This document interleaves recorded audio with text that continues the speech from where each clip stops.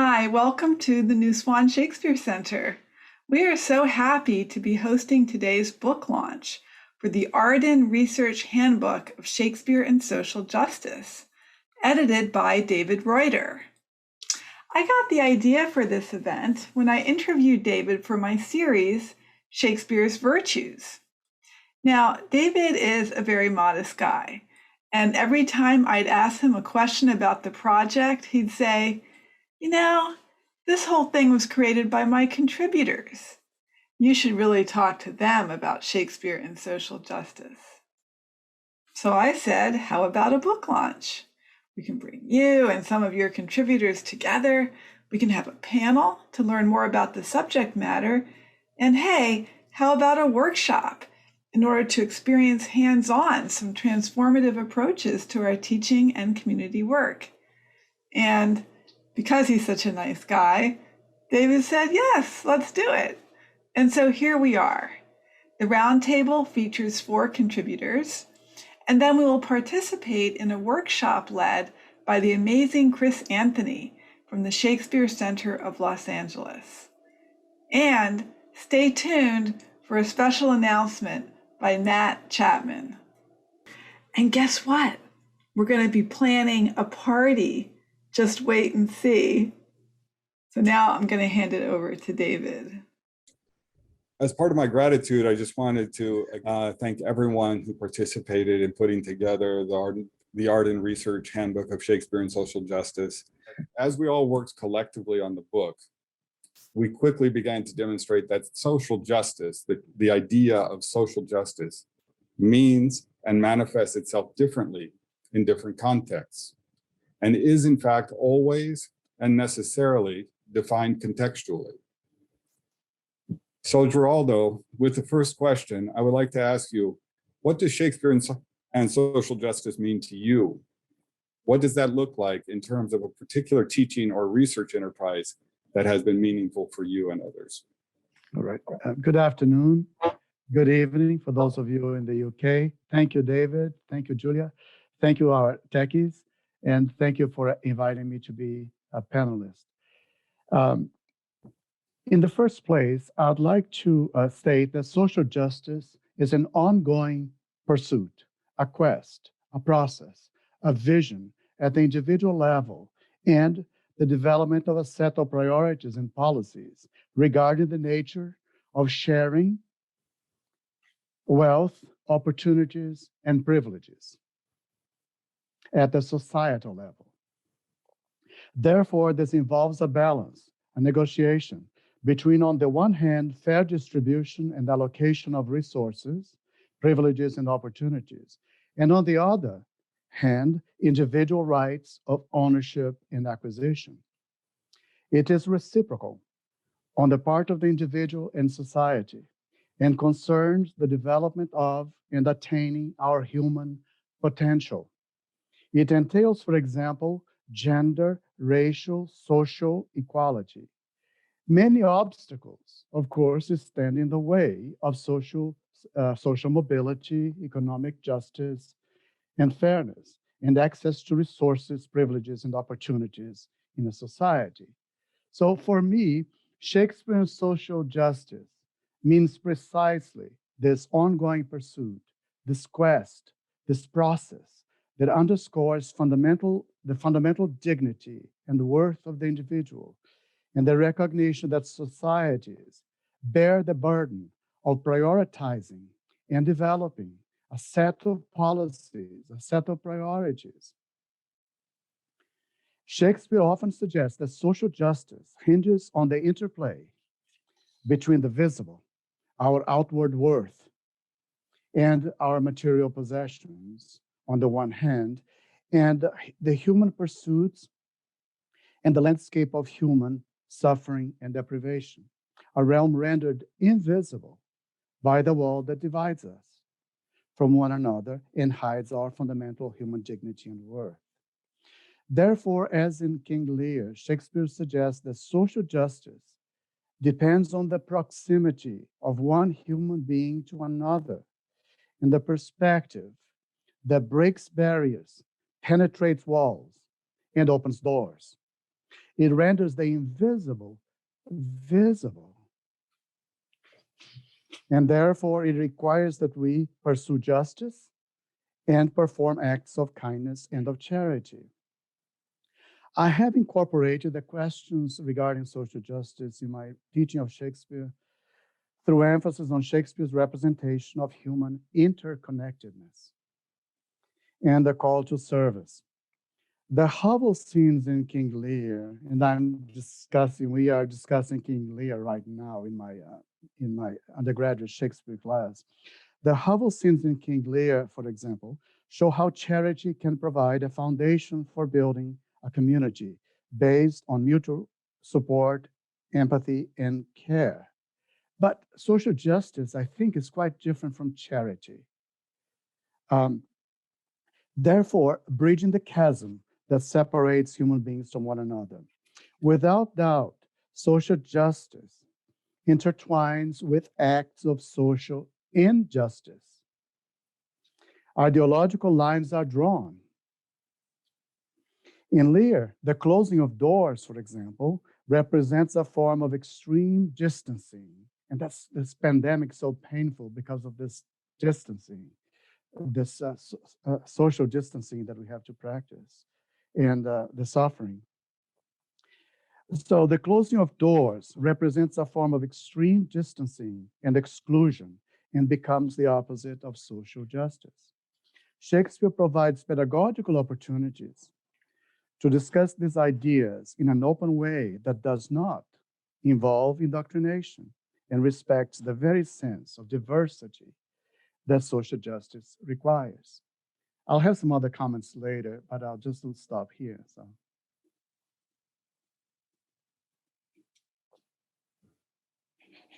Thank you, Geraldo, for that. That's a great way to get us underway today. Really does a good job of setting the table for the rest of the conversation. Thank you.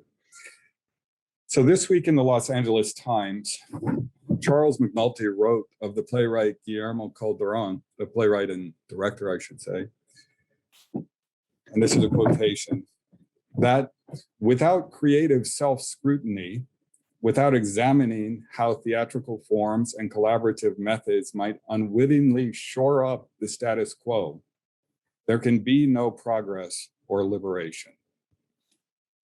I'll read it one more time. Without creative self-scrutiny, without examining how theatrical forms and collaborative methods might unwittingly shore up the status quo, there can be no progress or liberation. With this in mind, Arthur, where are we today with Shakespeare and social justice? And are we making progress? Before I start, I would thank you again, David, for one, inviting me to be a part of the volume. I think it's a very important volume. And thank you, Julia, for making this event happen in such stellar fashion. I like the quote that you started with there, David. And it reminds me of thinking about, of Plato's an unexamined life isn't worth living. And that quote has been with me all week. And it's been with me in part ever since you invited me to do this. And you said, and I'm going to ask you this question. And I first laughed when he did so, because I said, you know me well enough to know that I'm going to say no, right? That we've never made enough progress. You'll probably never hear that from me. And I hope it's more than a shtick of mine that I am such a disgruntled soul, we could say. When I thought about the question, and what I like to do when I get these sorts of things is like post it up and in my kitchen and then just have it there as I go about my day. I kept coming back to this moment that we all know, this moment in Merchant of Venice, where we have Portia, right? Sort of that kind of iconic moment of justice, talking about, the quality of mercy is not strained, it droppeth from the heavens like a all that. And and the way I teach that moment and the way I process it myself, right, is that it is one of the most cynical moments in all of Shakespeare, and particularly around this question of justice. Because we know as we go into that moment that whatever Portia is after, right, whatever is going to happen, it is not about justice, right? It is the sense of, we're going to get you. And to take that moment, which has become kind of a stock speech, right, and almost just kind of detached from the play, and it's this moment of Christian mercy and a moment of justice, and the way that our what I call official Shakespeare attaches itself to that moment is to sort of take it seriously. You can say in some ways at face value, to say, oh, it's not a moment that problematizes justice as much as it is a moment where Shakespeare speaks the story of justice, and we have to kind of ignore the context of this. And I ask myself, why? And we do so in part because of the way in which we always want to put Shakespeare as an entity on the side of justice. And here in terms of my approach to this, herein lies the problem: is this sense of trying to keep Shakespeare sacrosanct in the process of thinking about these questions of social justice. And it struck me that there are two ways to approach this, very briefly here. And one is, I was asking myself whether the question of social justice in Shakespeare is a question that we should be thinking about or can think about. I was saying, and I'll explain this in 2 seconds here, an inward fashion and an outward fashion. And what I mean by that, in the inward fashion, it is sort of thinking about how does Shakespeare construct and problematize questions of social justice within his text, and how do we then scrutinize those in through our critical lens, right? How do we think about Shakespeare in that context? The outward approach is to think about how is Shakespeare used in the context of social justice, particularly outside the academy. And in that scenario, the question rises for me, what role do we play as humanists inside the academy? What role do we play in that particular stratosphere? In other words, I would be very uncomfortable if we saw ourselves or saw our role as sort of going into those communities and just sort of reading some brilliant work from one of our graduate students here, Robin Kello, and thinking about in the way he's so careful in his work not to go into indigenous communities and to start prescribing to them how they are appropriating, how they're using Shakespeare, and that our role in academia should not be to go in, obviously, and start to tell them what best methods they should use for what they're doing, we could say, quote unquote, out there in the real world, right? And so when I think about social justice in our context, I'm gonna go back now for just a moment here and then stop, and thinking about it inside the academy. And my answer, so I'm having two answers here to be clear. In terms of what's going on the outside, yes, there has been progress. And there continues, and it is some extraordinary work going on. In terms of the academy, a decisive no. We have not made a lot of anywhere near enough progress, but with efforts like this one, I strongly believe that we will. And why I say that is because one of the important moves here is and this is very much part of the work I'm doing now, and sounds like it's very much part of the work Farah is doing right now, is we have to sort of enter into this critique of white Shakespeare. And if the goal in so many, whether expressed or tacit or it's just assumed, is to make sure that a white Shakespeare stays at the center of the story, right? The official Shakespeare, the real Shakespeare. Then it becomes difficult to imagine how we begin to negotiate any of these other positions. And so why is it, I ask, and I'll stop here, why is it that when we talk so often about official Shakespeare, that Shakespeare is so often set in opposition to any kind of politics? And so that sense of Shakespeare being on the other side of that political divide, the humanities or humanism somehow being abstracted from the political, seems to me a problem that we would need to address. And so as long as, again, I think we hold on to this sense of Shakespeare as a kind of unmovable object, as opposed to what you say, David, in the introduction, which I really, really like, which is thinking of Shakespeare as a venue, right? And that sense of thinking of Shakespeare as venue rather than as object, as belonging somewhere in a museum and not on a stage, and not in contemporary social critical critique, et cetera, is in part what I think we're after.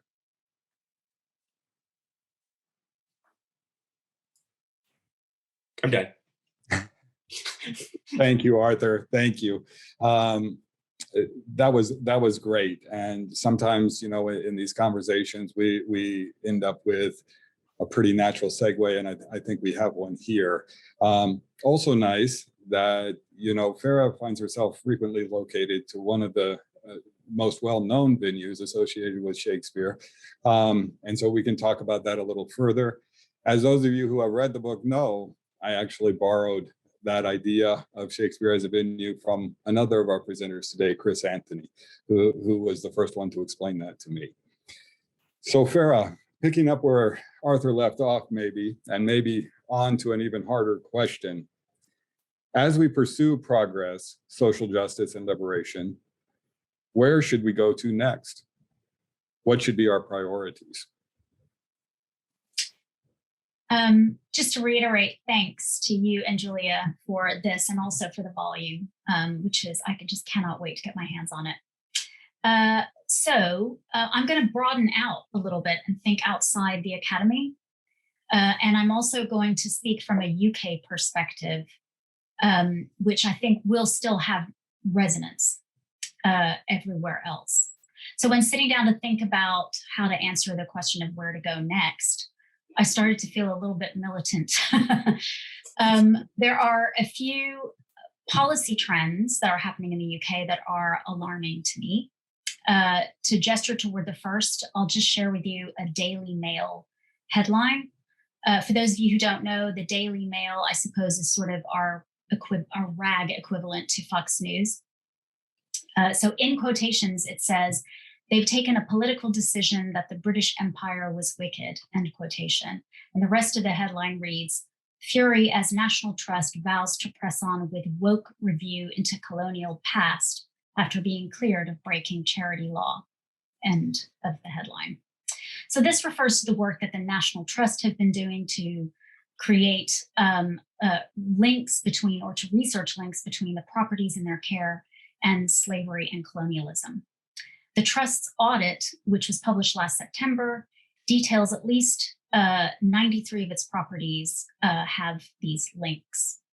This report infuriated conservative commentators and the government, who argue that the job of the National Trust is not to rewrite history, but in true Brexiteer fashion, to celebrate all things British.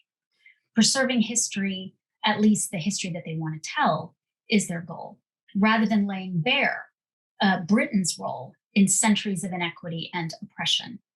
The Trust were even taken to court, unsuccessfully, of course, for potentially violating charity law, while the individual researchers have been harassed through social media. So then another instance I want to talk about, and I think Julie might also refer to it potentially, is a document known as the Sewell Report, which was a racial equality inquiry recently published by the Conservative government that asserts Britain is actually a tolerant country on the whole, and that there's no evidence of structural or institutional racism. It also criticizes, quote, bleak new theories about race that insist on accentuating our differences, as well as the increasingly strident form of anti-racism thinking that seeks to explain all minority disadvantage through the prism of white discrimination, end quote. So you all will no doubt have heard similar criticism leveled at critical race theory. And of course, you'll remember Trump's 1776 document, manifesto. Finally, in September of 2020, the Culture Secretary Oliver Dowden warned museums of funding cuts if they removed controversial statues or artifacts. He wrote, "The significant support that you receive from the taxpayer is an acknowledgement of the important cultural role you play for the entire country." The letter continues, "It's imperative that you continue to act impartially in line with your publicly funded status and not in a way that brings that into question," end quote. So the attack on social justice, in particular racial justice, is firmly in play. So I'll highlight two contexts. It's clear that there's a need for far more activist scholarship, but it begins also with the pipeline. So this often feels like a really impossible task, particularly in Britain. But perhaps one of the issues is if you are a Black or minority ethnic student in a British or even American classroom, it can make one feel like the outsider within. You learn of history that is whitewashed, mythologized, and sometimes nothing to do with you. Although there are campaigns to push the government to ensure that race and empire and colonialism inform the way British history is taught on the national curriculum, there's not much progress taking place there. So I just have some kind of suggestions to kind of drop into the conversation in no particular order. As a prominent anti-racist thinker advised, this might be combated by going rogue. So teaching by stealth, using art, theater, poetry subversively, producing alternative educational resources and regimes, and turning towards iconic institutions or venues that are leveraging their brands to cultivate and generate new histories that tell us more about the Elizabethan age than perhaps it was merry or golden, or that there was much more to slavery than abolition. Another point is where literary studies and performance is concerned, we need perhaps more clarity around decolonizing as praxis, a fluid set of practices rather than a fixed anarchist agenda. Harold Bloom once called decolonizers the school of resentment. And believe me, that notion is embedding into policy. So I'm thinking about decolonizing canon, of course, and the curriculum, but also the rehearsal room. And theaters, many theaters are doing this and thinking about this process at the moment, including the Globe. Finally, where we go next depends on who we're having conversations with. So our sophisticated and passionate academic discourses need to be driven outwardly into public conversations.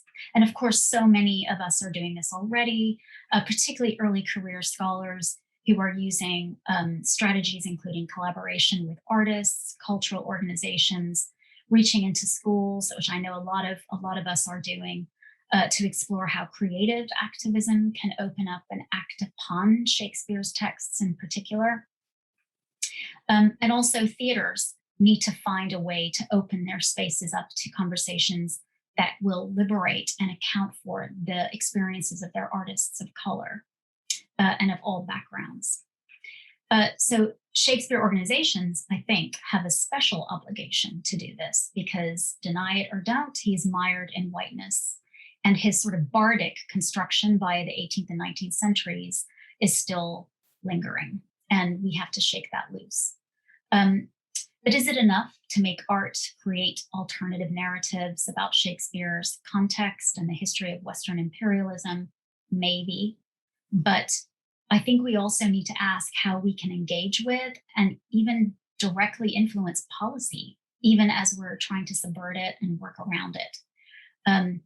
So pushing forward, perhaps we should ask, how do we use Shakespeare's soft power, as it was referred to by the cultural secretary to demonstrate there's actually nothing soft about it.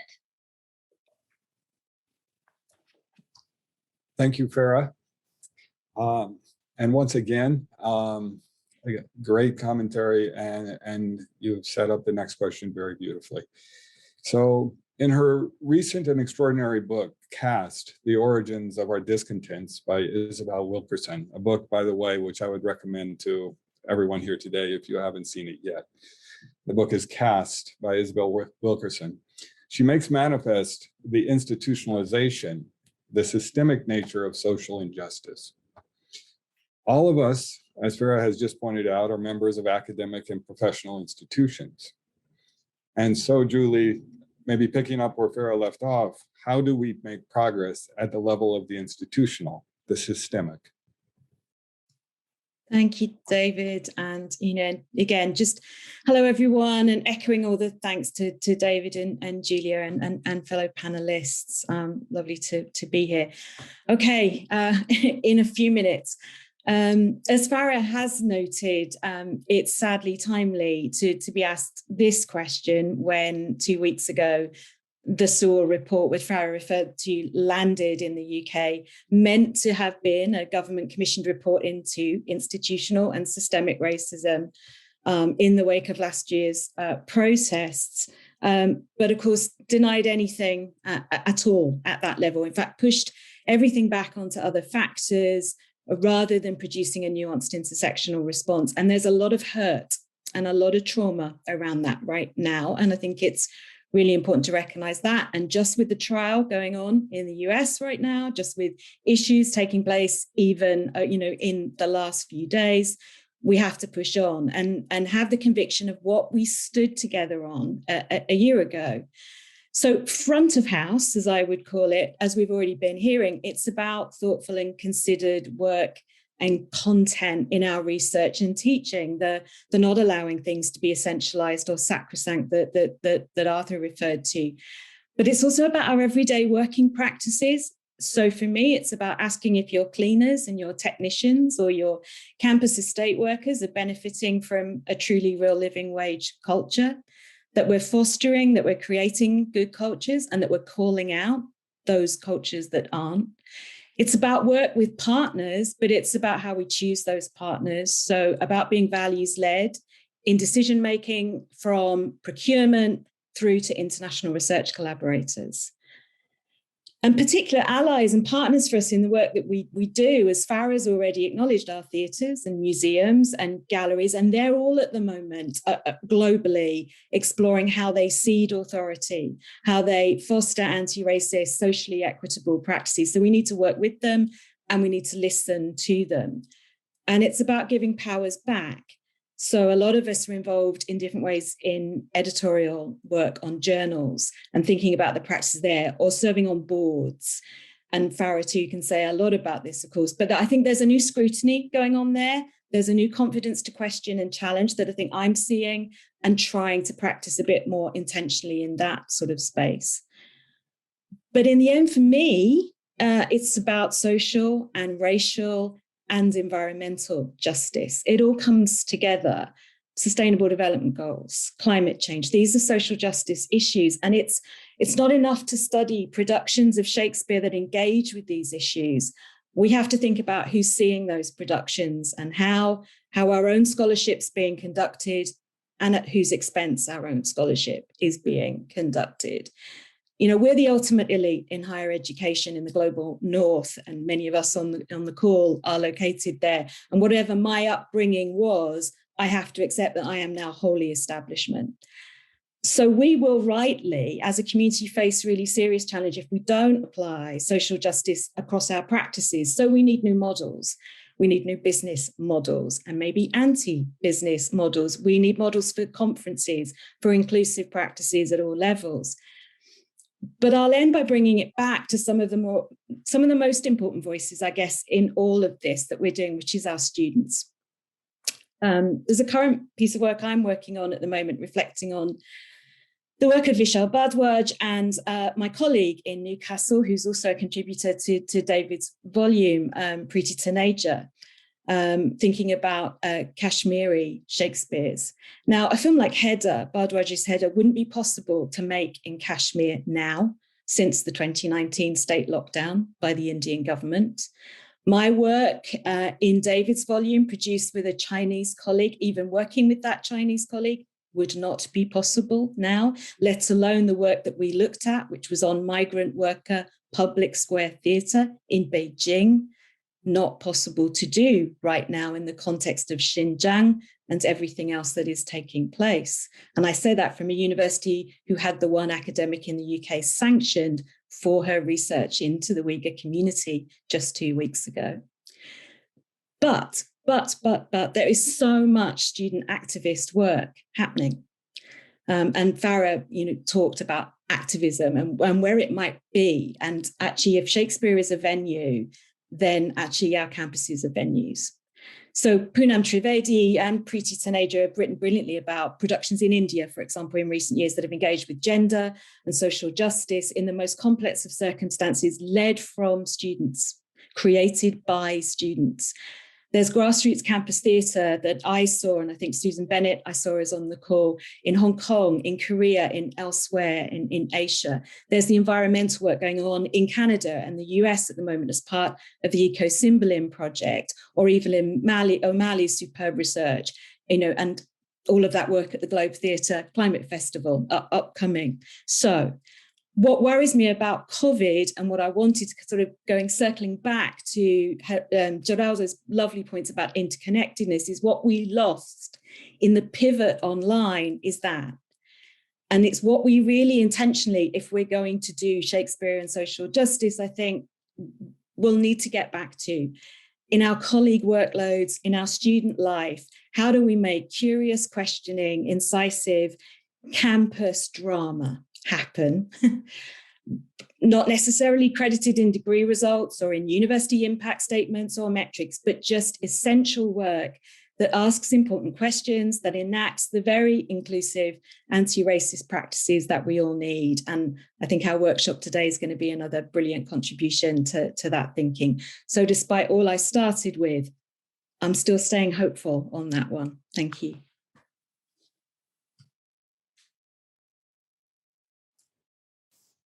So thank you for all the panelists for the comments so far.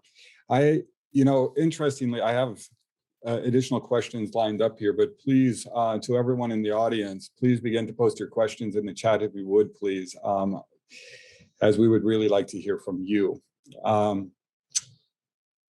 few weeks ago, Ibram Kendi was on the UCSD campus virtually, as we're all gathered in some respects on the UCSD or UC Irvine campus right now. But Kendi was posed a question. Kendi wrote the book, How to Be an Anti-Racist, among many others. And he was posed the question, are you hopeful? Are you hopeful? I won't tell you right now how Kendi responded to that question, but I would like to pose that question to our four panelists for just a moment. In respect to Shakespeare and social justice, are you hopeful?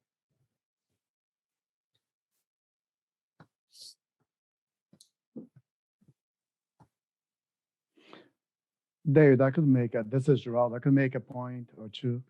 I am hopeful, but I think that after the pandemic, after the lockdown is lifted, and it's being lifted here right in my community, I think we may have to reinvent quite a bit of things, because after over a year of social distancing from one another, I think we may even forgotten how to relate to one another in person. So I think that, and that will provide, I think, an opportunity for us to be connected to one another. I wanted to make a point about Shakespeare is a venue. Shakespeare is a conduit for raising all kinds of issues. And I think that Farah makes a very interesting point when she said that Shakespeare is mired in whiteness. Okay, Shakespeare is mired in whiteness, but Shakespeare is also a trusted companion that bridges ideological divides. Shakespeare is what we make Shakespeare to be. So I think that gives me hope that somehow we can transcend this era of division. And by the way, there's a very interesting opinion piece on the editorial page of the New York Times today about a report from the intelligence agencies of the United States about how the world is going to become more divided, not less. So this is a prediction that they are making to about 2030. I think that we do have a job to do. Maybe we have to reinvent ourselves in order to be able to deal with this effectively in the classroom as teachers and as activists in the public sphere. I'd like to follow up on that and push back just a little on that. And I think in part because, well, first to answer, come back to your question again, David. You're so filled with hope, David. I assume that you keep asking this question. My sense is yes, and for me, there's hope because I think we're slowly learning to, in some sense, set aside. So this can come from a different place, and I think I'm in line with what Farah was saying, but I'm not going to put words into Farah's head here. That I think we're learning to push diversity aside institutionally for talking about and to replace it in that sense with anti-racism, anti-sexism, et cetera. Diversity has a way, and very quickly, I was thinking of this in some ways recently because as a Black queer Shakespearean, and having to go through all the institutional hoops that we all go through, and having to do a diversity statement, and I wrote a diversity statement about exactly who is this diversity statement for, right? And in that sense, it is really for a white audience. It's not for me. And in that sense, that the university, in that sense, puts that question to us indiscriminately is part of the problem. It is as though we all are starting out from the same place. And it is that, I would argue, Geraldo, it is that leads to divisiveness, not the sense that there are differences. People come from different kinds of backgrounds, et cetera. And what worries me is very much when Shakespeare, when we hear universality as a particular kind of community, of belonging, as opposed to a real sense of a diverse collective. And and so to my thinking, no, it has to start. I don't see, historically speaking, I don't see how we get there without, to now quote, I guess, Farah, without deconstructing a white Shakespeare, for example. I don't see how we get there without doing that work. We can't simply say, oh, our white Shakespeare is just going to become our everyday Shakespeare, everybody. And so let's just pretend. That is just a replication of the problem. And now to do my shameless thing, as I stop here, is David, when you did my introduction, you did miss one book, and that is the edited collection, White People in Shakespeare, which hopefully will be out by the end of this year, beginning of next year, that has about over 20 contributors, both academics and a couple of artists in it as well. And so and part of that project is, again, I think it links to what Farah is doing, is one about sort of taking on constructions of whiteness in Shakespeare, but also thinking about how white people, as white people, have used Shakespeare as part of their racial identity. And I don't mean that in some vague sense, but how they have used Shakespeare to help define and identify their white privilege. And so without that kind of work, we don't get there, right? Because we can only then sort of pretend that we are going to sort of move on, and we are all going to agree when we all don't. And I do think there's a lot of room for Shakespeare to do a lot of these things, as you are saying, Geraldo. But I think for me, it actually starts with this sense of no one dictating how others enter into that conversation. I just want to come in. I totally agree, Arthur. I mean, I think one of the issues is, I've been engaging at the Globe with the public for 17 years now, and there is deep love and affection and worship and care for Shakespeare. And I think when you start to ask questions or interrogate Shakespeare's potential position on various things, his context, where he's drawing from, there's an anxiety and a pushback and a fear about that, because somehow you're removing something beloved. And that's kind of all over, because of the work I'm doing at the moment, I'm reading a lot of Harold Bloom's Western canon book at the moment. And that's the fear, that's the anxiety. But there is a kind of, what emotional researchers talk about is a sort of emotional integration, which is that you have to somehow be able to interrogate and speak directly to the thing that you profess to love. And otherwise it's just fancy bread in the eye, isn't it? It's not really love, because you don't actually know what it is that you're loving. And so there's a kind of bothness about Shakespeare that you have to embrace. As a Pakistani American growing up, I loved Shakespeare when I met him in the 9th grade. And I've come to interrogate him hard, even though I'm working at the mothership. But I love it, and I love him even more now as a result of that. So that's kind of something that I wanted to. That's why I think I feel hopeful, is because you can do both.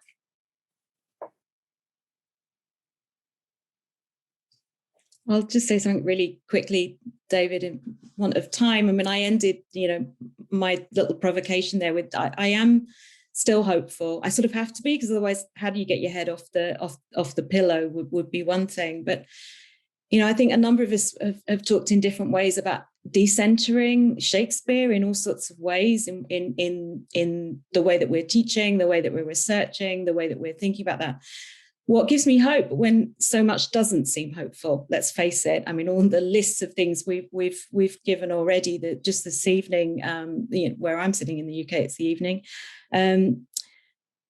But I think everything that's happened over the last patch has really focused us on social inequalities and social justice as a driver of so much, be it around the health situation in the pandemic, through to all of the issues that we're picking up here around the decolonizing and the kind of attacks and pushes on that. Climate change could leave me distinctly unhopeful. But there's something where I think there's a kind of humility. We've used the word care. I think we're learning to ask, what don't we know? Who's not in the room? What aren't we hearing? What questions? What do I need to read? What haven't I read? Who haven't I heard? Whose voices isn't there? And I think it's a really, really great position to come a different point of entry to the Shakespearean material, whatever that is. And that feels hopeful, because I feel, for all of the difficulty, really excited again about what's possible there, in a way I wasn't a few years ago, about the Shakespeare space or the mothership. Great, thank you, panelists, and thank you, moderator. We have a lot of comments from people and questions, and we don't really have much time. I'm just going to read or acknowledge one question from my colleague, John Murillo, who does bring out this question of care in relation to anti-Blackness. Christina Sharp usefully describes this as a relation determined by scale, the ordinary notes, gestures, acts, practices of care for Black folk, placed up against the extraordinary, overwhelming violence meted out physically, materially, structurally in the anti-Black world. What does Shakespeare have to offer to this difficult question of care, given the difference in scale between anti-Black violence and ordinary acts of Black-centered care? what can Shakespeare offer us practically, intellectually, et cetera, recognizing that difference in scale. Maybe just if one of you wants to take that on, perhaps, with an example, a classroom example or a community teaching example where you felt that Shakespeare was being offered in a careful and caring manner, might be a nice way to segue into the next part of our program.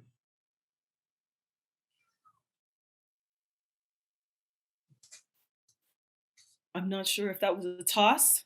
I'm happy to segue. I mean, well, I why don't you answer the question for us? That would be great. Or just, does care resonate for you as a theater practitioner? Does care resonate for you? I'm a practitioner, and John, yes, I'm with you. Like, here's the first thing I think that's important to understand is that Shakespeare is not actually the answer, right? Shakespeare is not the thing that is going to solve the world. However, Shakespeare is a tool that can be helpful in training people to change the world. That's what I believe. And so to answer David's question about is there hope? My hope is in my students and my young people. That faith that I have is actually kind of rooted in my family, right? They went through a lot of things that I didn't have to go through. They survived and thrived. And you best believe, I wrote in the chat that when Farrah says, I can love you and still critique you, I'm over here because I got aunties on this call and I'm like, what does my hair look like, right? Because they will turn around and look at you and say, now, are you going out like that? That's not because they hate me. It's because they love me that they are willing to say, hey, let's take a look at some things before we proceed, right? Like There's like, yeah, because there have been days, Christine, when you tried. But I think that the large scale question of anti-Blackness and anti-Black violence is rooted in so many things that Shakespeare gives us an opportunity to unpack, and that we get so many entry points, so many different ways of bringing our communities in, right? Not standing on the hill with the answer, waiting for the enlightened to reach us, right? But, how do we actually talk to the people who really matter? What are we doing this for? Or is it just to talk to other academics? I'm new to academia. It's a whole nother thing, y'all. People who are not in it, let me just say. But I do know from my many, many years of work with young people and with classroom teachers, K-12 classroom teachers, that there is a really vibrant community of people who are doing everything they can to make the world better. And they, as required by law in many places, are teaching Shakespeare, right? So Shakespeare's not going to go away. So since it's there, let's just find a way to make it work. So Julia, I'm not sure if I... That's beautiful. May I just add one quick comment? One comment, and then we're going to segue to an intermediate moment, and then back to Chris. Yes, and one of the things in terms of teaching, you're talking to K through 12, but I do in my Shakespeare classroom, whether it's for the Shakespeare for non-majors or majors, and walk in and ask them, why are they there? Right? That's where I usually start my Shakespeare classes. Like, why the general ones, right? Why are you here? The university, your education has all directed you here. How did that happen? I say it's not an accident. But do you understand that? So why are you here? And that it becomes a way, Chris, of also getting, I think, at some of the ideas that you're talking about. is sort of turn it back to them to see, because they think of themselves as having arrived at something when they have arrived in a Shakespeare class at the university. Beautiful. Thank you. So I am now going to introduce a special guest who is Matthew Chapman. And Matthew is professor of theater arts at SUNY New Paltz. He is the author of Anti-Black Racism in Early Modern English Drama, The Other. He's also an actor and dramaturg. And he is here today to announce a very new project. So I'm going to welcome Matthew Chapman. Hi, everyone. Thank you, Julia, for that introduction. I'd like to first start off by thanking Julia for organizing all this and getting everyone together in the room, and thank our wonderful roundtable contributors, Arthur and Farah and Julie and Geraldo. And finally, I would like to thank David for putting this volume together and working with, and Mark Dudgeon from Arden for working together to get this work out there. And what I'm here to say and to first offer to the world is that the publication of David's volume is not the end of this project. In fact, it kicked open the door for the beginning.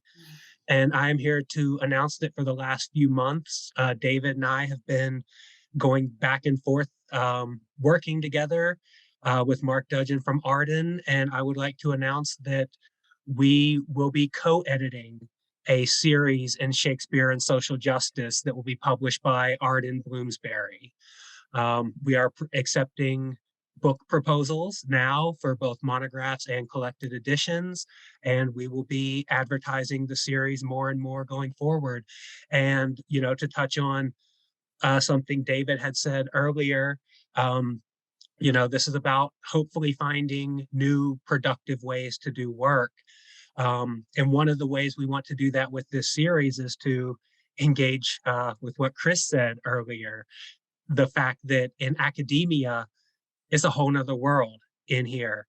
And, one of our goals with this is not just to produce work about social justice, but to make the series itself a work in social justice. And we are looking to get the voices of the artists and the activists and the people on the street who are actually doing the work, get them recorded and distributed.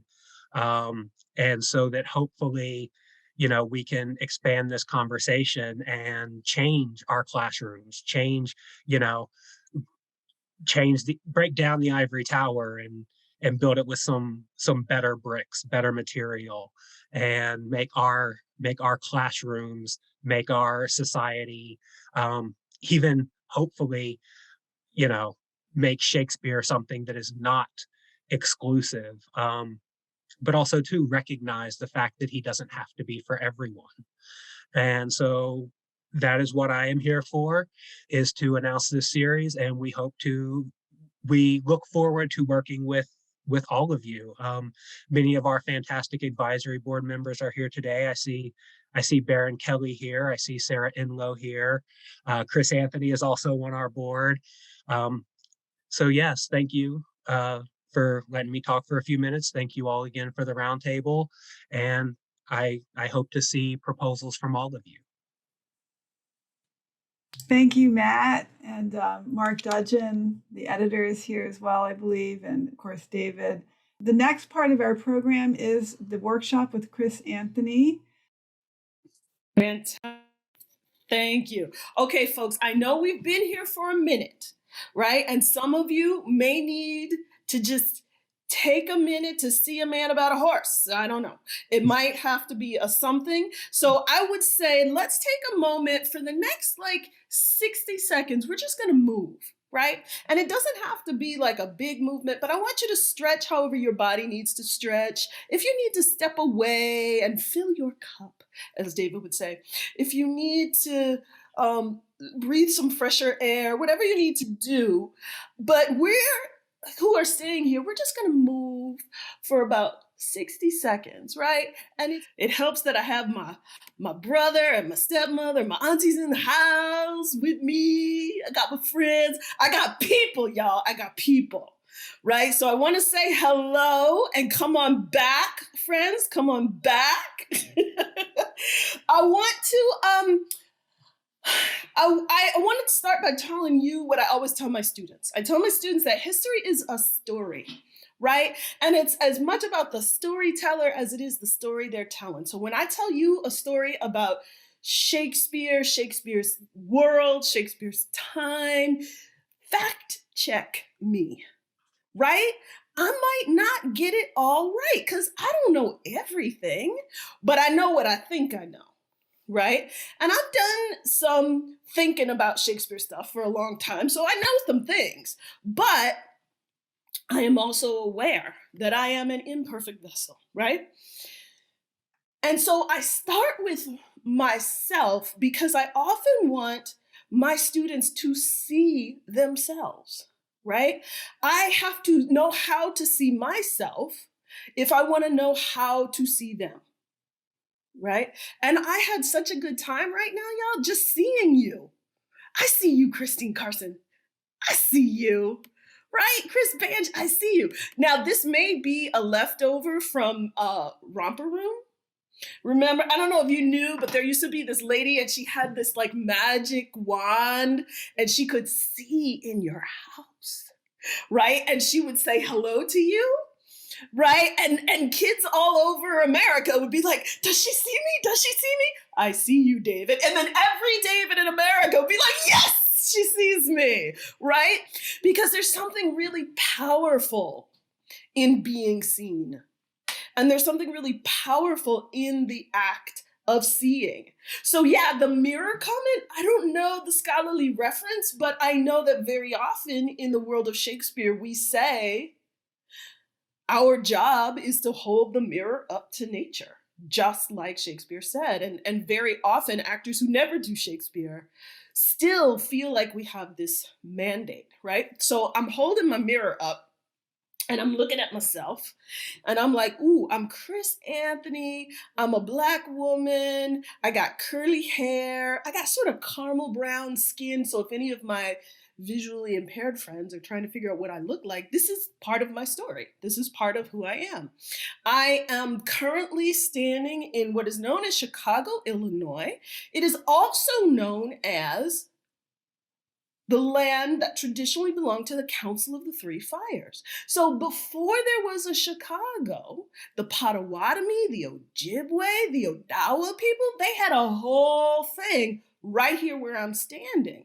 Right? So when I do a land acknowledgement, I'm not just saying there used to be other people here. I'm just saying that I'm in the progression of this geographic location. I am standing, I am part of the story, right? And when I think about justice, I think, well, now, if this is unceded territory, what do we have to do?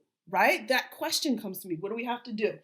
I'm a teacher, like I have said. I'm also an actor. I trained to be an actor in a conservatory school. I have a master's degree in fine arts, which gives me a certain. I can be credentialed to teach in a college. Right? That's something that gives me. That's part of my position in the world. I am from St. Louis, Missouri. That's where I was born and raised. Yeah, shout out St. Louis. I see my St. Louis people out there. And I lived for many, many years in Los Angeles. And I've been making theater with lots of my communities from the time that I had a jump rope in my hand as a microphone with my cousin Carmel on the other end, standing on the bench, the picnic bench in my grandmother's backyard. That was like the first stage I ever had, right? And we had our talent shows, right? We'd get together in the summer and we'd like figure out what songs we know and we would sing them, right? And they were very gracious. They always watched. They always came out and always sat there. I have no idea what it was like, but they did it. And so God bless you all. I have worked with fabulous artists at Plaza de la Raza in Lincoln Park in Los Angeles. Amazing artists from all over the world, and particularly the global South. And my work with them has taught me a lot about what it is to be an outsider. What is it to be the one who actually doesn't speak the language? I have very often been in spaces where I am the stranger in the strange land. And so even in my position as a native-born American citizen and the kinds of power that affords me in the United States, I have many friends who don't have that same power. And so it has sort of pulled my awareness. And when I think about the work that I've been doing with Shakespeare in particular, I have to acknowledge that it has always been as part of a team, right? I am not the heroic leader sitting on a horse with a sword, charging into the battle, right? There's no battle. I'm part of a group of people, some of whom are here, many of whose names you will hear in the course of this day.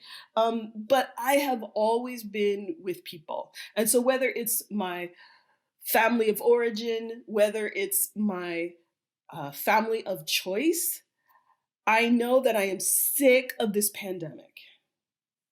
And what I really, really, really want is a party.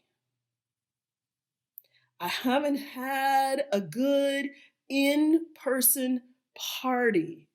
Just like, So here's the first thing I want to do.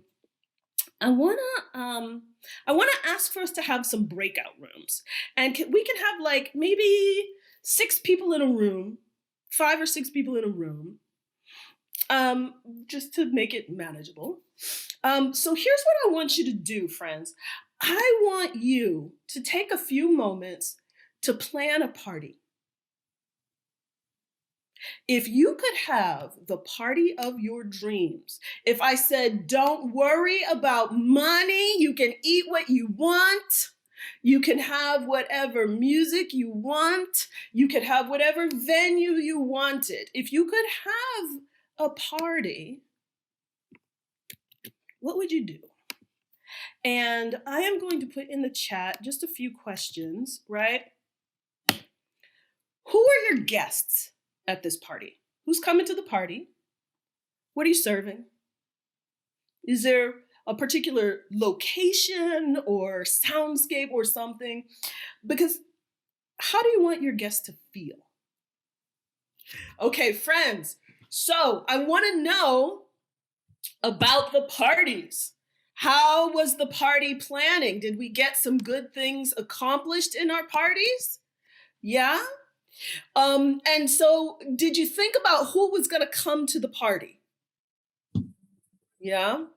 And how do you want them to feel at your party, after your party? How do you want them to feel? So I want you to take a second, and I want to just think about where we want this to end, right? So in the chat, if you could, just type some words that describe how you want people to feel after coming to your party.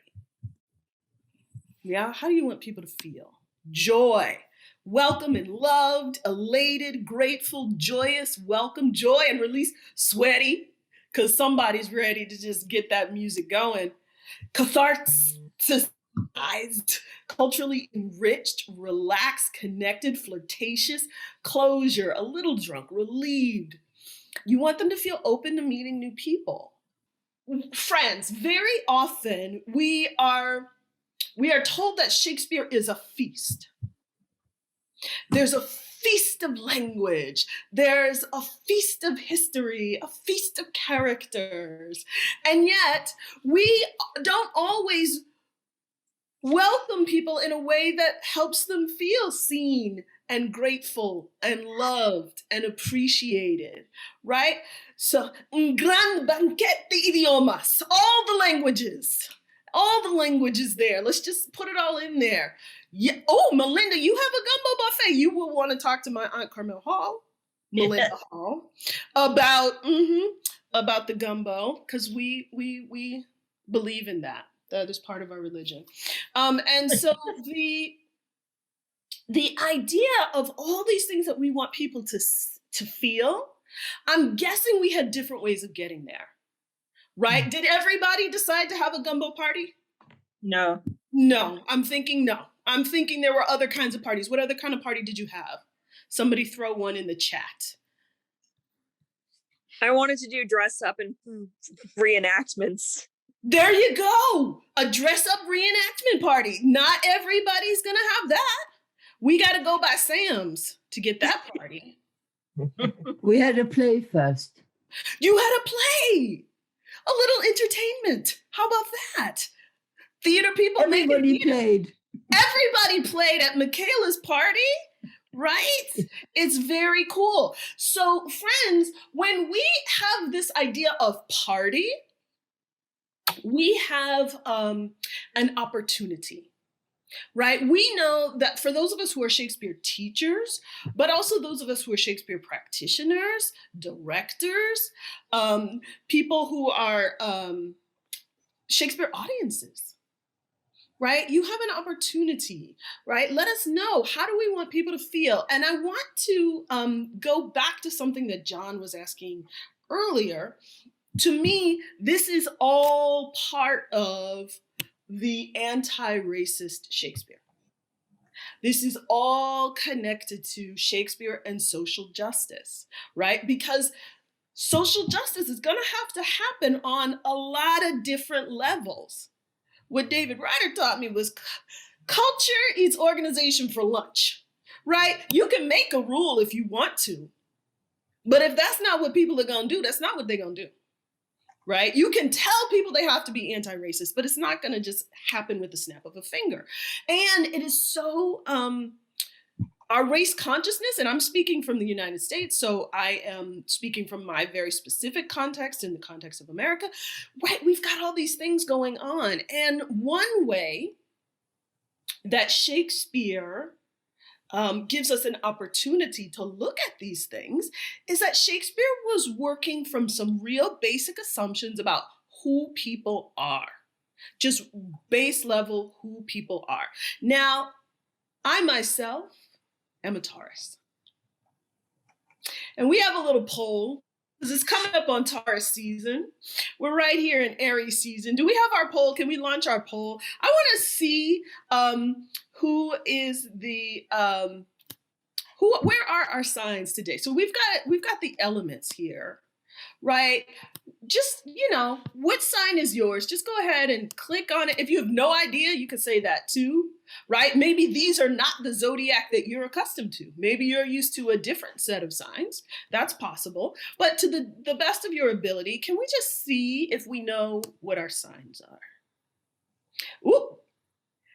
In the chat, we've got some Capricorn and Leo. And can people see the poll? We've got, I think, almost everyone has voted, but there's a few of you who have not. Hopefully the poll is visible to you from your particular. I don't see it, but I think you can share it with us in a second when it's done. Do you have the option to share? I will once I end it. Mm-hmm. A bunch of people have answered, so I think I'm going to go ahead and share it because probably the people who can see it have done it. Okay. We're going to end polling and we're going to share results. Okay. Can you guys see that?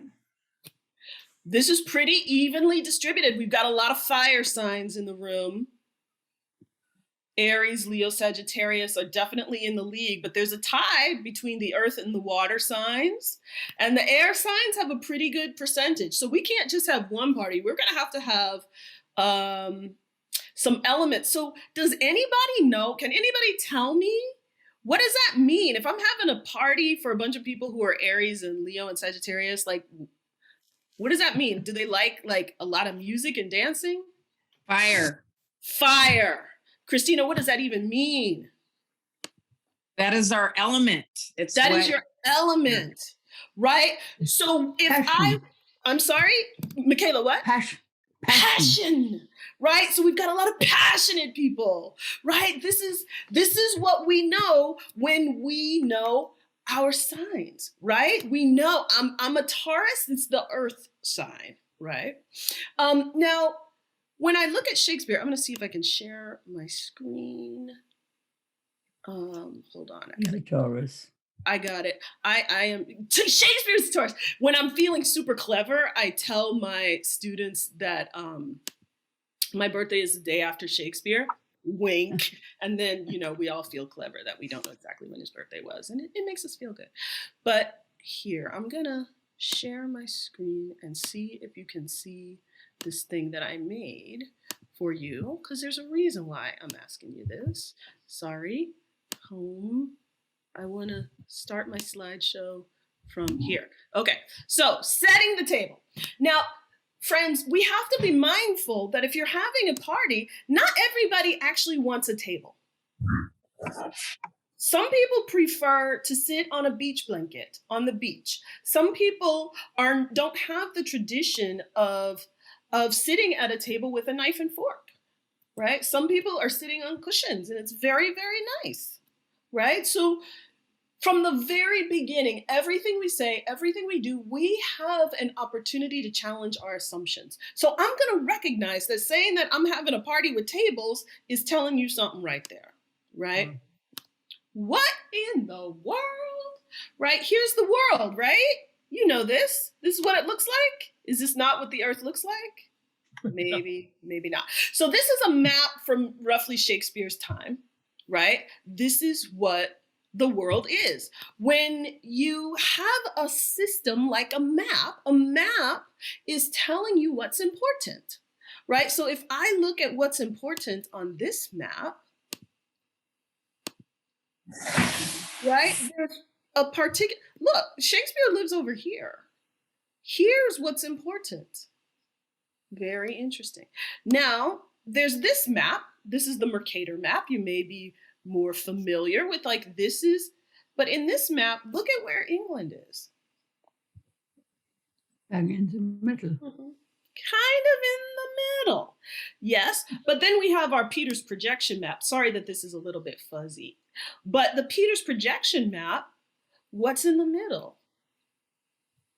Oh, if the ocean is in the middle, maybe the ocean is important. If Shakespeare is up here, right? We know that we're telling Shakespeare stories, and there's lots of other stories all over the planet. But look, we're just going to tell these stories right here. So from jump, I start by helping my students sort of contextualize where the stories are, right? Shakespeare is one guy in one place in one time telling a story, right?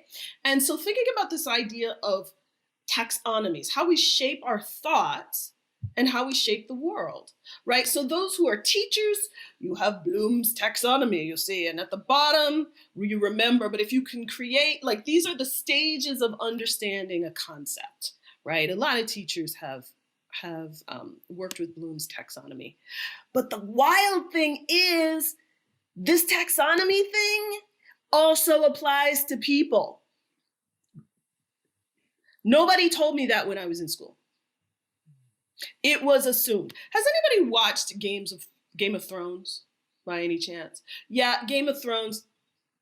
Well, the very concept is that some people are born royal and have a right to rule other people. And so it's a whole story about these families fighting, and spoiler, there are complications when two people who have a claim to the throne fall in love. What do you do? What do you do, right?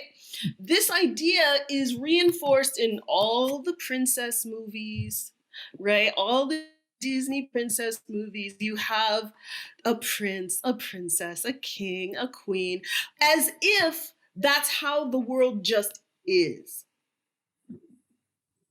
And so part of the work of social justice is just unpacking the thought that the world didn't just get here on its own, right? It isn't a place that just is, it's a place that we made, that people made. And so here we have a taxonomy of people, the great chain of being, and we've got God at the top, and we've got dirt at the bottom, and everything else in creation is somewhere else. Here's another way of looking at the great chain of being, right? I like this one because it's helpful for Shakespeare when you've got people with different titles. It's like, who outranks who, right? But the very notion that there is a top and a bottom and somewhere in between are the people. And there are assumptions in this chain, friends, that some things are better than other things, right? The Lion King. How about that for a Disney movie? The lion is king of the jungle, right? This is part of the chain. And everyone in the chain is in service to someone else, right? That is your duty, right? That's one way of thinking about the world. Now, it feels, is there anybody who this is a new thought? I'm guessing a lot of people know a lot of things about the great chain of being in this room. Yes? Is this new for anybody? Yeah, kind of. But I wonder, how often do you ever think about who people are supposed to be? How might the world be different if we allow people to be who they are? Some languages don't have word for gender. It does not exist in the taxonomy. I was talking to my friend Delana yesterday. She's a Cherokee speaker. She's on Cherokee land, and she's like, we don't do that.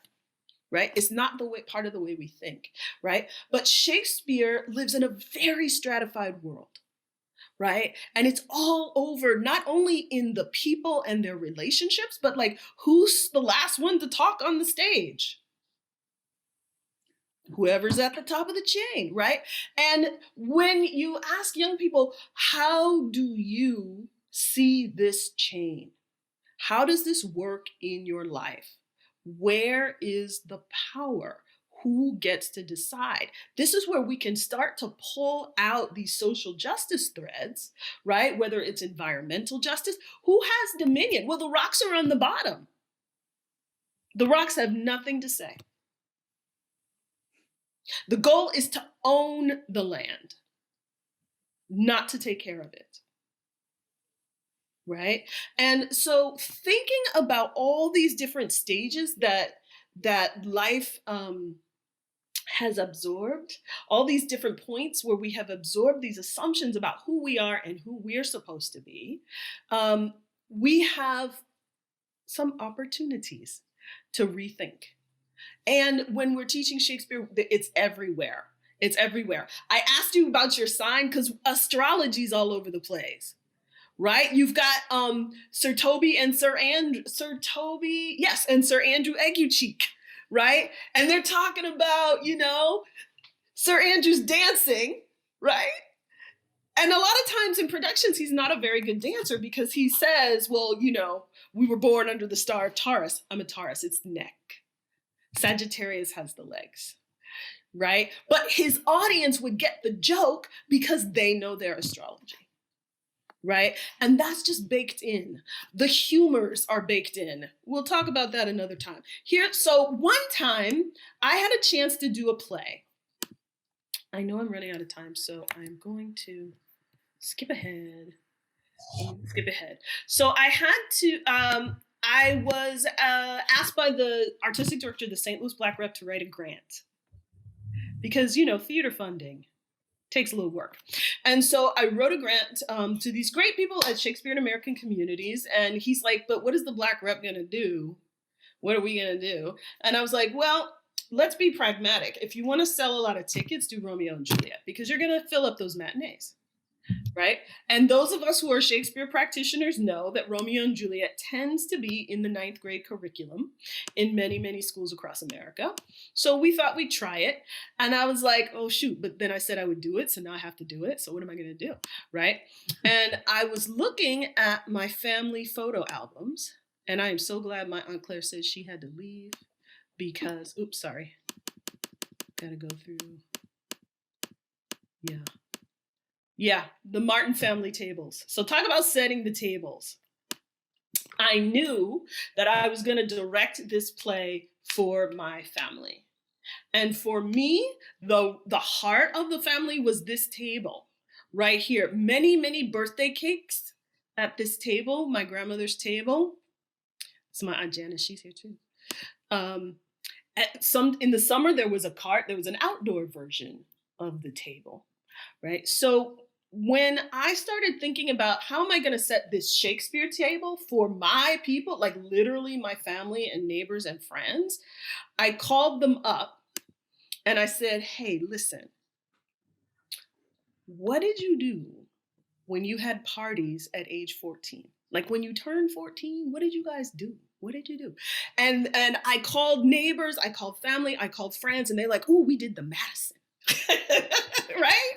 And they're like, oh, we were in the basement. You know, there's always somebody playing cards. And then all the thoughts start coming.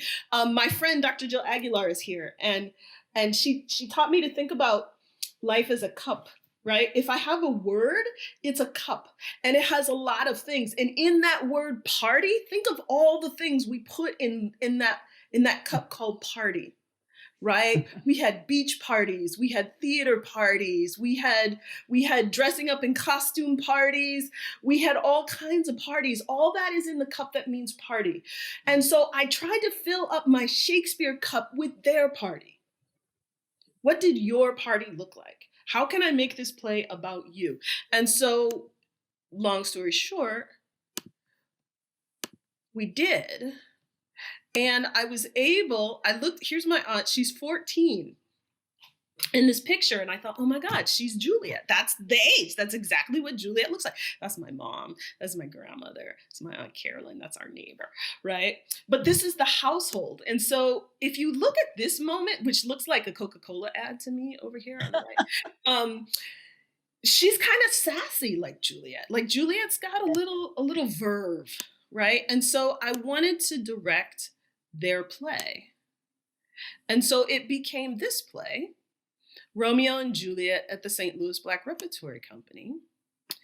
And, you know, this play has a party in it, a really big party, and a lot of stuff has to happen. It's like a whole play in itself. And I recently, in getting ready for today, I looked at the, I was Googling something and I found the review because I was looking for a picture. And they were like, this is what he said. He said, nowhere in Shakespeare does it say that there are 3 different dance numbers in Romeo and Juliet. And I was like, yes, it did. Yes, it did. It said that you have to measure them a measure and be gone. It said this is an old accustomed feast, right? It says that Romeo has to see Juliet, but she doesn't really see him. Like, it says all of that. Right? So for me, it meant that there was a talent show and Juliet and her girls sang and Romeo and his boys had to measure their measure and then everybody did the Madison. That's what a party is, right? And so I just offer this as an example of the questions that we get to ask and the ways that we get to challenge this idea that Shakespeare is the way anybody has done it before. You can read the text 1,000 different ways. Every person is going to show up. And so what are the questions we can ask so that we make sure we see the people in the room, the audience that comes to share it with us, the students who are, conscripted audience who will share it with us, and the artists that we're training to tell these stories in other places. I see you, Elizabeth. I see you. I know you're training those Shakespeare babies, right? We want them to tell everybody's stories. We want them to tell real stories, unique stories. Does this make sense? Yes. You know what I'm saying?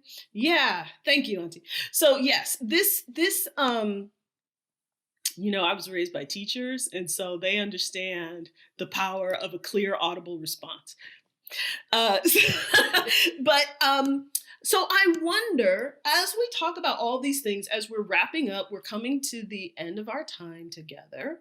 Are there any questions that you have for me? Any questions that you routinely ask of Shakespeare? Any questions that you think you might want to ask of question? What's on your mind, friends? What's on your mind?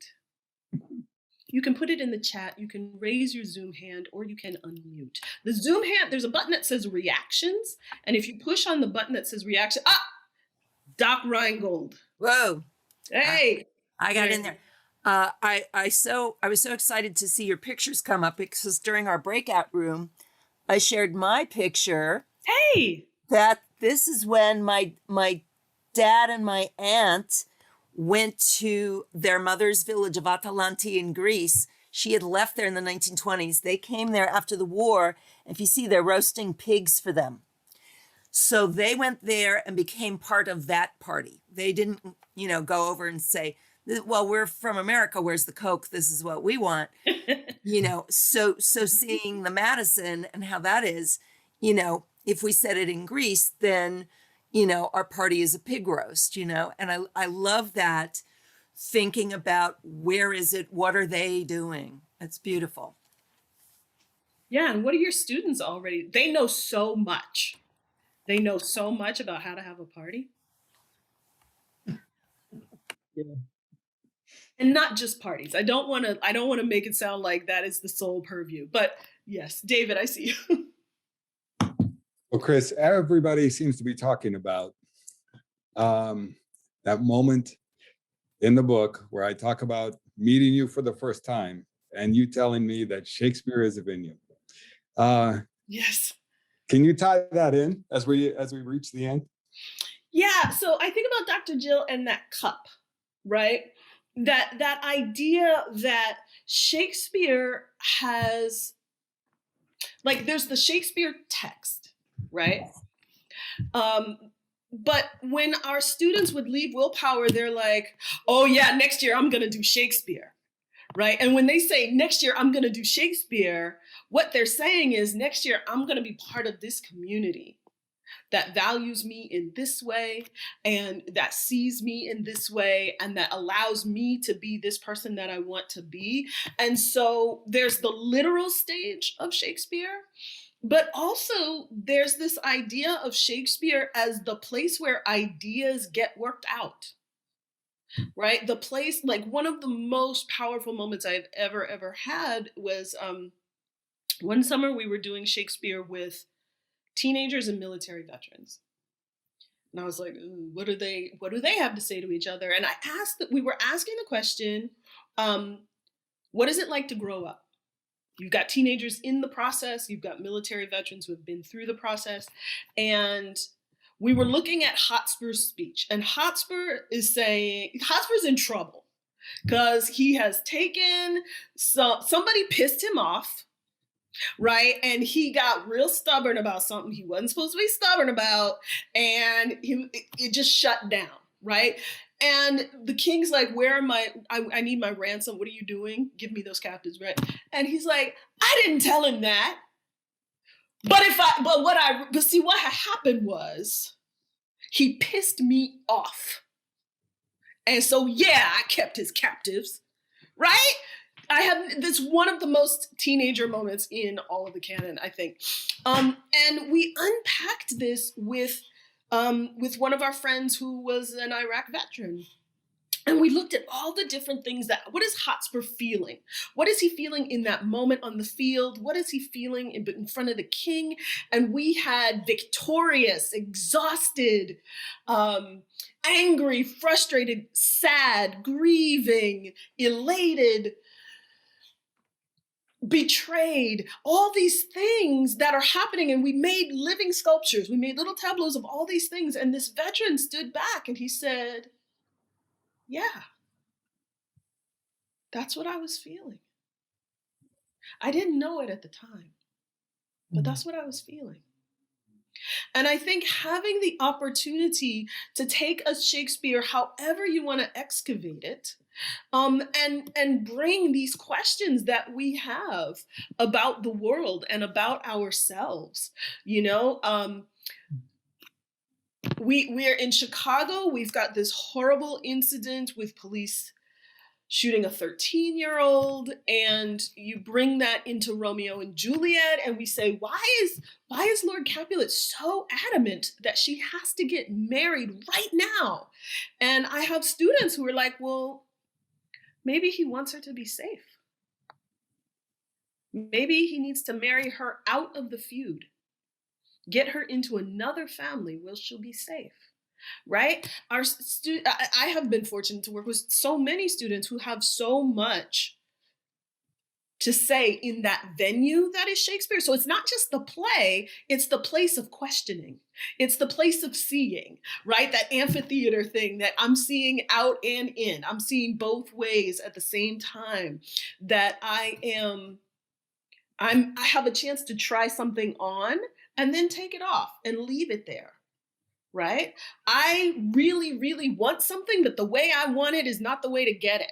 The only way I can get it, I shouldn't do. But I can put on Macbeth's mask and I can walk through that world and I can debate something and I can put it down.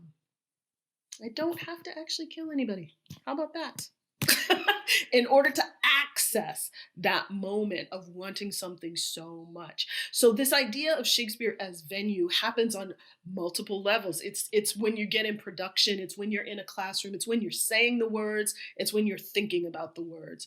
But this idea that Shakespeare comes with a certain amount of cachet, right? And I would be remiss if I didn't say that I teach Shakespeare in part because I do want my students to know the language of power. I want them to know what people think smart people know, because I've been in spaces with them where they have been denigrated for who they are, right? And it's not even so much that I want other people out in the world to have some opinion about them. What I want them to know is that they can know. It doesn't matter to me, honestly, really, if they ever do Shakespeare again, but the fact that they know that they can know it shifts that great chain, right? It helps them see themselves differently. This really hard thing is actually something I can do. I can totally do this. I totally get this. Right? Like that shift right there to me is the heart of the justice, right? Helping people claim the best in themselves. And because of what people think Shakespeare is, and because of, that sword has two edges, right? A lot of people of color are like, why are you teaching Shakespeare? That's so oppressive. I think it's only oppressive if you don't question it. It's oppressive if you let his hair go out looking like that. That's when you have problems, right? So yeah, that's what I mean by Shakespeare as a venue. Well, we're just about out of time. It looks like Elizabeth Dennehy has a comment, so maybe we can hear from Elizabeth, and then go ahead, Elizabeth. Oh, I'm sorry, I didn't want to take up any too much time, but I teach high school. I teach at an arts high school in Los Angeles, and I have been having conversations with Chris Anthony, who I know from before. And one of the things that really worked this year really well for us, and we've been on Zoom, we've been remote for all year. And I've been meditating, since the summer about how to get into the text and get into the work. And we started off this year examining the Sir Thomas More speech, the plea for compassion towards the strangers.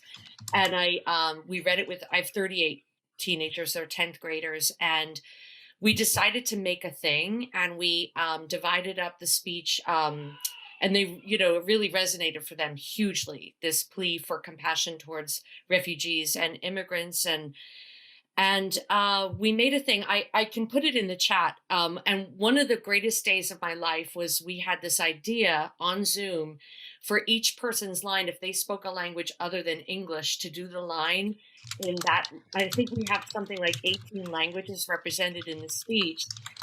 And all of a sudden, everything that I was working so hard to get them to connect and really talk like they really talk this way all the time, it just really came alive. And it was an incredible moment for us. I can share it with you if you want, but I just, I just want them so badly to feel that I can do this. Like you're saying, Chris, that this is mine too. And don't let anybody tell you that it's not mine, it's not for me, and that I can't do this. And it was just a really beautiful moment in the beginning of the year. We can't wait to be back in person. Right. I know. I know. Thank you for sharing, Elizabeth. I'm sure there are many victories in this room. I am sure there are many strategies and victories and content. Sorry to keep you wide awake at bedtime. Sorry to get the blood moving. Chris, you are amazing. Way for us to continue the conversation. Maybe David could say a couple of final words for us before we let people go to bed or to their afternoon walks or whatever else they're doing. Thank you. Thank you, Julia. Such a pleasure on a Friday afternoon to be with everybody. Thanks for arranging this party for us. Thank you, Chris. We were looking for Spark today. We got Spark because we have a lot of work ahead, and we needed that. So thank you for reminding us about the power we hold when we enter the venue as well. Thank you to the panelists for reminding us of the work that has been done and is still to be done. Thank you, Matt, for announcing the series. I'm looking forward to that work ahead with you. Thank you, Mark, for the work of Bloomsbury to push this forward. And all I would say, I mentioned in the chat, when Ibram Kendi was asked that question, are you hopeful? His answer was, of course, that's why we do the work. In that answer, in the length of that answer, he made clear that it is our work to do. And it is our work to do with joy and with compassion and with an everlasting perseverance.